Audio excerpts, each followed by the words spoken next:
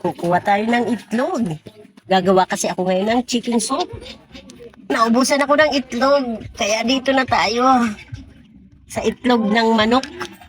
Tutal, wala yung may-ari. Yan ang kagandahan pag may alagang manok. Pag nauubusan ka, pwede mo siyang kuhanin.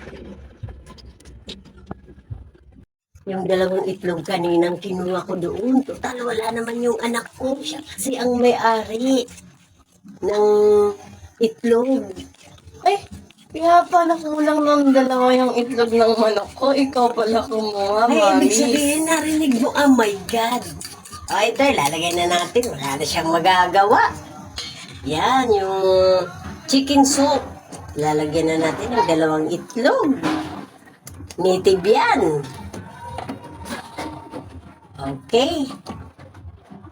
Pampasarap at pampaganda. Kagaya sa nagluluto. Kain na tayo. Wow, soup! Tara na, kakain na tayo, kain na din kayo.